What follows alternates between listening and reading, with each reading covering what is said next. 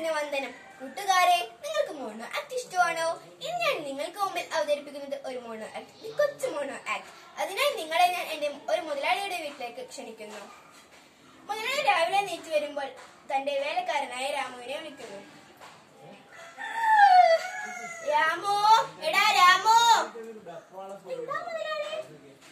ഞാൻ പ്രഭാത സവാരിക്ക് പോവുകയാണ്, കുറച്ച് ജോലികൾ തീർക്കാനുണ്ട്. ആയിക്കോട്ടെ.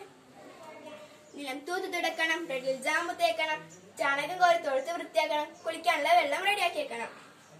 ആയിക്കോട്ടെ രാമു, ഞാൻ ഇറങ്ങാണ് കേട്ടോ. ആയിക്കോട്ടെ മുതലാളി. എന്തൊക്കെയായിരുന്നു ജാമ്പ് തേക്കണം, ബ്രെഡ് കഴുകി വെക്കണം, ചാണകം ബക്കറ്റില് കുളിക്കാൻ കൊടുന്നു വെക്കണം. കുറച്ച് സമയത്തിന് ശേഷം മുതലാളി വീട്ടിലേക്ക് വരുന്നു. രാമു, ഇത്തിരി വെള്ളം കൊണ്ടുവന്നേ. അയ്യോ, എന്റെ നടു ഒടിഞ്ഞേ. അയ്യോ, എന്റെ നടു. രാമു, അയ്യോ. രാമു, എടാ രാമു. എന്താ മുതലാളി? നീ എന്താണ് ഇവിടെ കാണിച്ചു വെച്ചിരിക്കുന്നത്?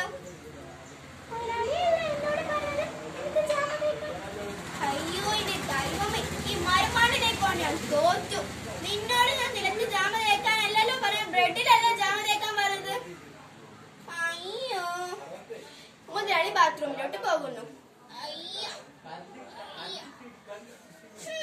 എവിടെ എന്താ ഒരു ദുഷിച്ച നാറ്റം? അയ്യേ, ഇതെന്താ ബക്കറ്റിൽ കലക്കി വെച്ചിരിക്കുന്നത്? അയ്യ, ചാണകമോ? എടാ രാമോ, രാമോ. എന്താ മുതലാളി? നിന്നോട് ഞാൻ എന്താ പറഞ്ഞത്? ബക്കറ്റിൽ ചാണകം കോരി വെക്കാൻ. ഞാൻ തന്നെ എടുത്തോളാം. അയ്യോ രാമു, വിശന്നിട്ട് വയ്യ, ഭക്ഷണം എടുത്തു വെക്കാം. മുതലാളി കുളിച്ചു വരുന്നു. അയ്യേ, ഇതെന്താ? അയ്യേ, ഇതെന്താ?